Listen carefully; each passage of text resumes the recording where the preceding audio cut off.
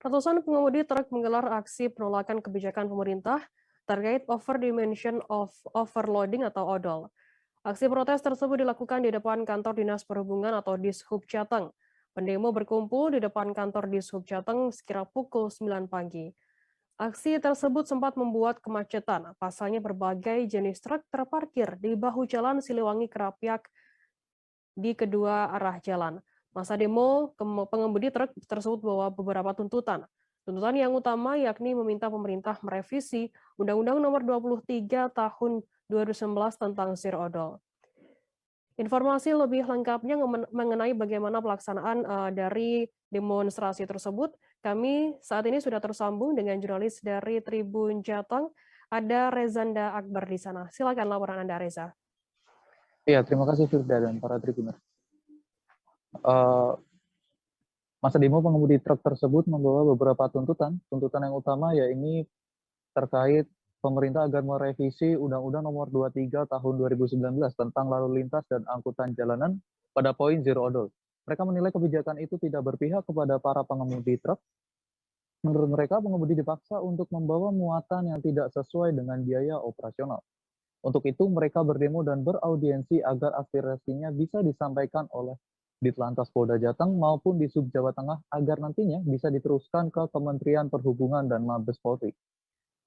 Untuk saat ini, para pendemo meminta agar kebijakan itu bisa ditunda terlebih dahulu dan meminta untuk ada revisi yang lebih berpihak bagi para pengemudi truk. Ketua Asosiasi Pengemudi Independen atau yang biasa disingkat API, Suroso, mengatakan bahwa adanya undang-undang tersebut dinilai sangat merugikan bagi sopir. Apabila tidak dituntuti, ia mengancam bahwa seluruh pengemudi truk di Indonesia akan berhenti. Menurutnya dengan adanya denda yang mahal dan pidana kurungan membuat sopir takut untuk bekerja. Selain itu, ia meminta agar para pengemudi truk mendapat standarisasi upah yang layak. Ia juga mengaklaim bahwa sopir truk adalah pemutar roda ekonomi jalur darat. Untuk itu, ia meminta pemerintah agar lebih memperhatikan nasib pengemudi truk.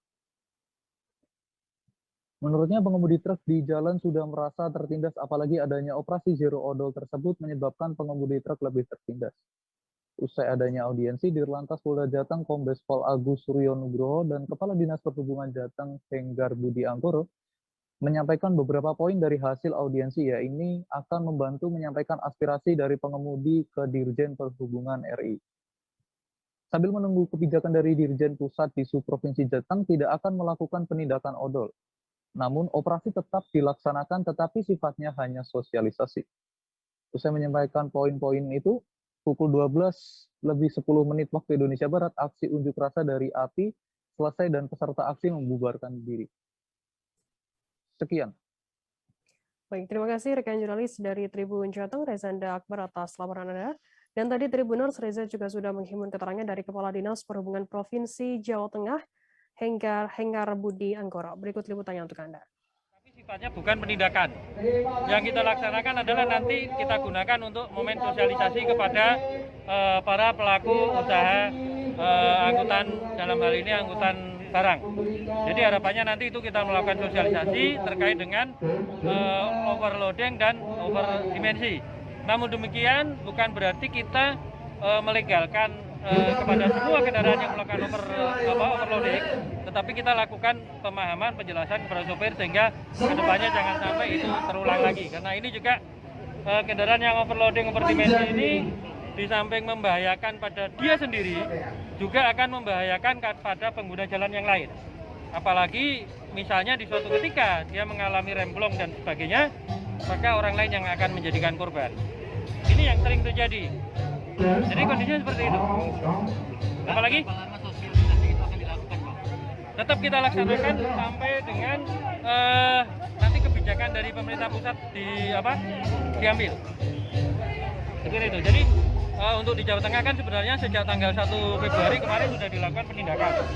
Totalnya dari penindakan ada 3.800-an pelanggaran. Tapi untuk mulai ini nanti akan kita segera lakukan sosialisasi. Saya kira itu.